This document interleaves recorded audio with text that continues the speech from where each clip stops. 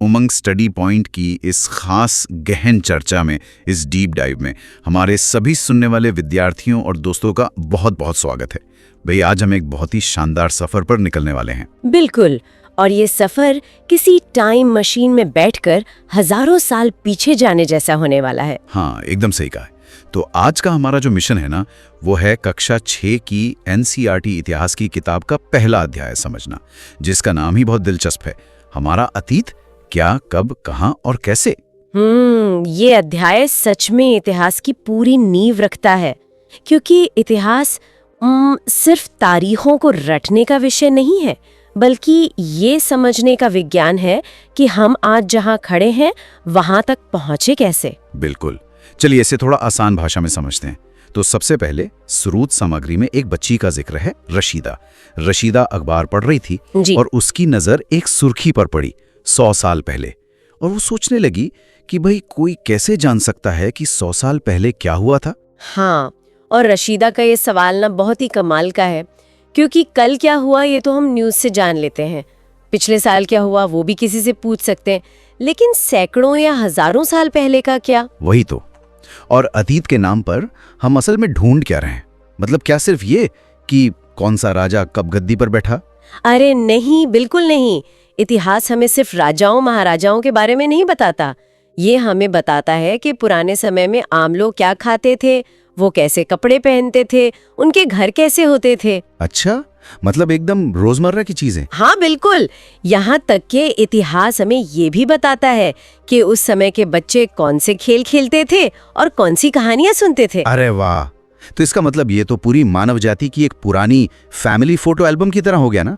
जैसे एल्बम देखकर हमें दादा दादी के बचपन का पता चलता है, वैसे ही इतिहास पूरी इंसानियत की एल्बम है। बहुत ही बढ़िया उदाहरण दिया आपने, ये सच में एक फैमिली एल्बम ही है।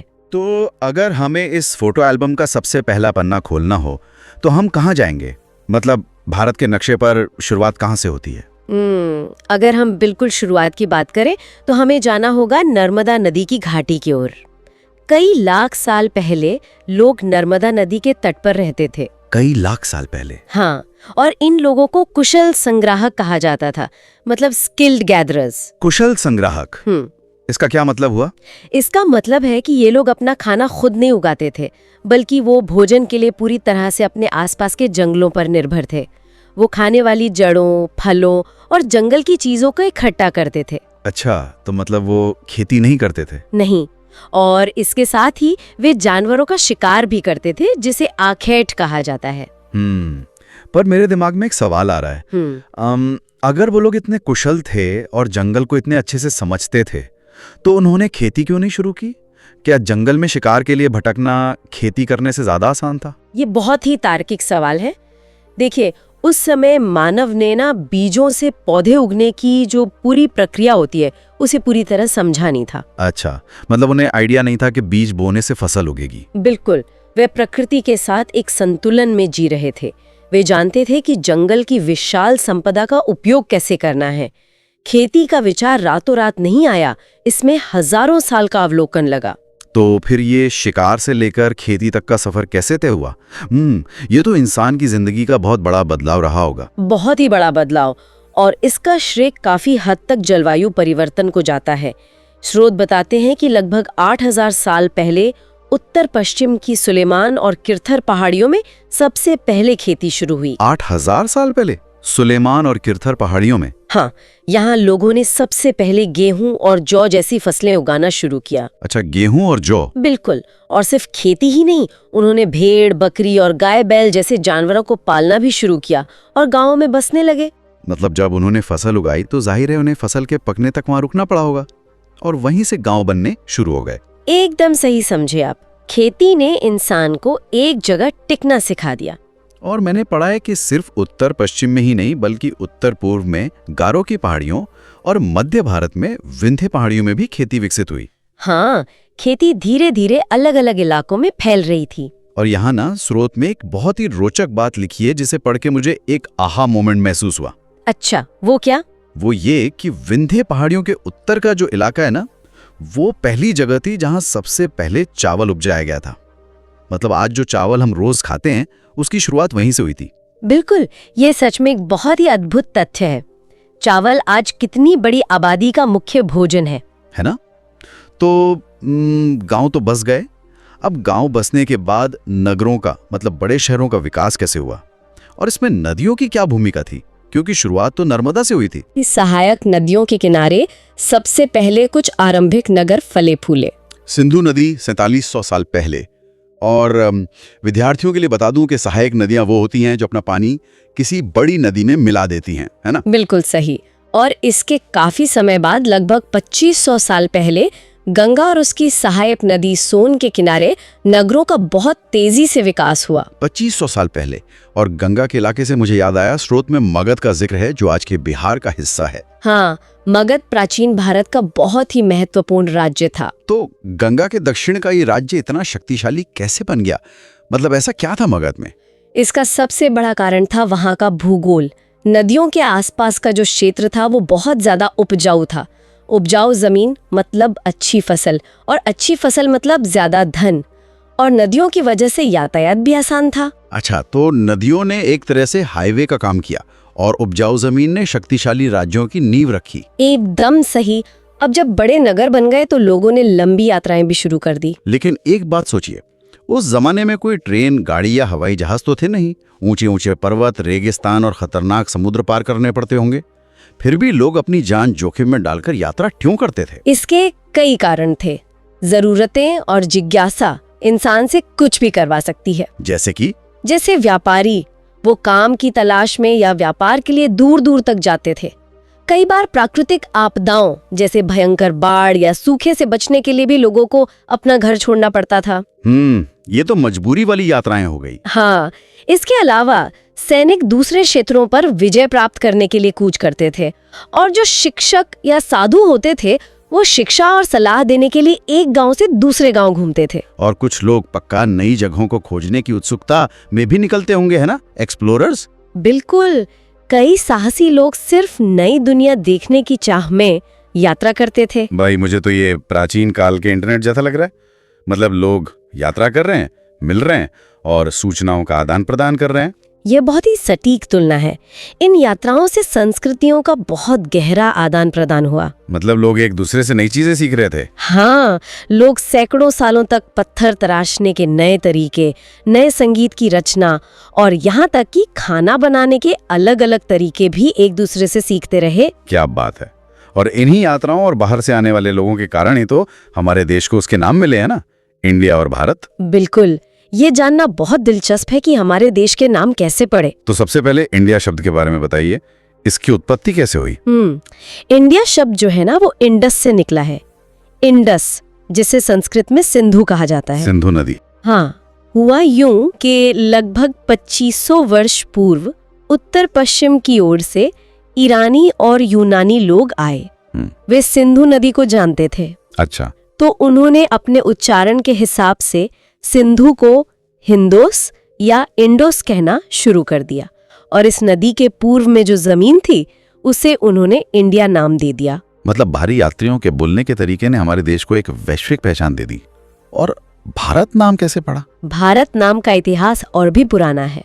इसका प्रयोग उत्तर पश्चिम में रहने वाले एक विशेष समूह के लिए होता था, पूरे देश के लिए नहीं। शुरुआत में नहीं। स्रोत के अनुसार इस समूह का उल्लेख 3500 वर्ष पुरानी संस्कृत कृति ऋग्वेद में भी मिलता है। बाद में धीरे धीरे ये नाम पूरे देश के लिए इस्तेमाल होने लगा। ऋग्वेद में जिक्र है, ये तो बहुत ही प्राचीन बात हो गई। हाँ बिल्कुल। पर यहाँ मेरे मन में एक बहुत ही तार्किक सवाल आ रहा है। पूछिए। हम इतनी सटीकता से बता रहे हैं कि 8000 साल पहले क्या हुआ, 4700 साल पहले क्या हुआ। उस समय कोई वीडियो तो रिकॉर्ड कर नहीं रहा था, ना कोई सोशल मीडिया था। तो हजारों साल पहले क्या हुआ, ये सब हमें आज कैसे पता है? ये इतिहास का सबसे रोमांचक हिस्सा है। अतीत को जानने के हमारे पास कुछ बहुत ही ठोस स्रोत हैं। इनमें से दो सबसे मुख्य हैं, पांडुलिपि और अभिलेख। पांडुलिपि मतलब जो हाथ से लिखी जाती हैं। बिल्कुल सही।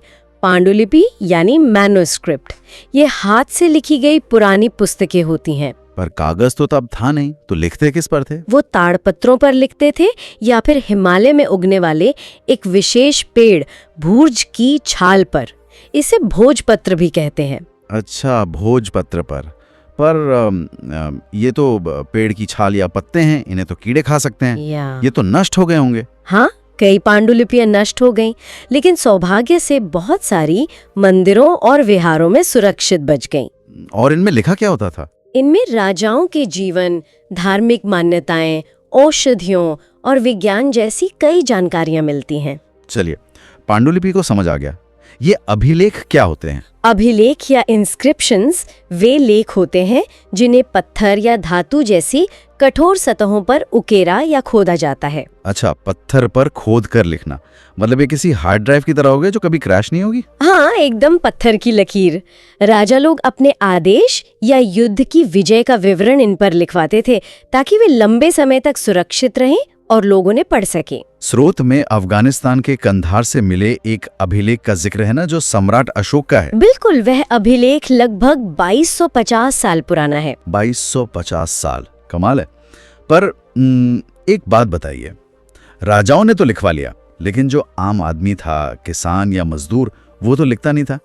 जो चीजें कभी लिखी ही नहीं गई, उनका पता कैसे चलता है? और यहीं पर एंट्री होती है पुरातत्वविदों की, यानी आर्कियोलॉजिस्ट्स की। पुरातत्वविद मतलब जो खुदाई करते हैं? हाँ, ये वो लोग हैं जो ईंट और पत्थर की इमारतों के अवशेषों, चित्रों और मूर्तियों का अध्ययन करते हैं। तो क्या ये लोग बिल्कुल किसी जासूस की तरह काम करते हैं? एकदम जासूस की तरह। वे जमीन की खुदाई करते हैं और पुराने औजारों, हथियारों, बर्तनों और सिक्कों को खोज निकालते हैं। मुझे याद आ रहा है, स्रोत में लिखा है कि खुदाई में 4700 साल पुराने मिट्टी के मटके मिले हैं। हाँ, और 2500 साल पुराने चांदी के सिक्के भी मिले हैं। ये बेजान चीजें भी अतीत की बहुत सी कहानियां बताती हैं। और मैंने सुना है कि ये जासूस, मेरा मतलब है पुरातत्वविद, जानवरों की हड्डियां भी ढूंढते हैं। बिल्कुल, जानवरों, चिड़ियों और मछलियों की हड्डियां ढूंढकर वे ये पता लगाते हैं कि अतीत में लोग खाते क्या थे। अरे वाह, एक छोटी सी हड्डी से पूरे खानपान का पता चल जाता है। सच में ये सुरागों से कहानी बुनने जैसा काम है ना? लेकिन इस पूरी जासूसी कहानी को समझने के लिए ना एक टाइमलाइन या कालक्रम का होना बहुत जरूरी है। हाँ, क्योंकि अगर हमें पता ही नहीं होगा कि कौन सी घटना कब हुई तो सब गड़बड़ हो जाएगा। तो इतिहास में ये तारीखों का गणित कैसे काम करता है? इसे बहुत ही आसान भाषा में समझाती हूँ। इतिहास में तिथियों की गणना ईसा मसीह के जन्म के वर्ष से की जाती है। उनके जन्म को एक तरह से 0 या मध्य बिंदु मान लिया गया है। अच्छा, तो ईसा मसीह के जन्म से पहले का जो समय है उसे क्या कहेंगे? उसे कहते हैं ईसा पूर्व, यानी बिफोर क्राइस्ट, बीसी। आजकल इसे बीसीई यानी बिफोर कॉमन एरा भी कहा जाता है। ठीक है, बीसी या बीसीई। और उनके जन्म के बाद का समय? उसे ईसवी कहा जाता है, अंग्रेजी में एडी यानी अन्नो डोमिनी, और अब इसे सीई या कॉमन एरा भी लिखते हैं। तो अगर हम इसे एक डिटेक्टिव्स नोट की तरह देखें, तो अगर हम कहते हैं कि आज 2000 ईस्वी या सीई चल रहा है, तो इसका सीधा मतलब है कि ये ईसा मसीह के जन्म के 2000 वर्ष बाद का समय है। एकदम सही। और अगर कोई घटना 500 ईसा पूर्व की है तो वो उनके जन्म से 500 साल पहले हुई थी। बहुत ही स्पष्ट हो गया ये तो। अच्छा, अब हम इस चर्चा के बिल्कुल आखिरी पड़ाव पर हैं, तो मैं अध्याय के नाम की ओर वापस ध्यान खींचना चाहूंगा। बिल्कुल। किताब का नाम हमारा अतीत नहीं है, बल्कि हमारे अतीत है। मतलब इसे बहुवचन या प्लूरल में क्यों लिखा गया है?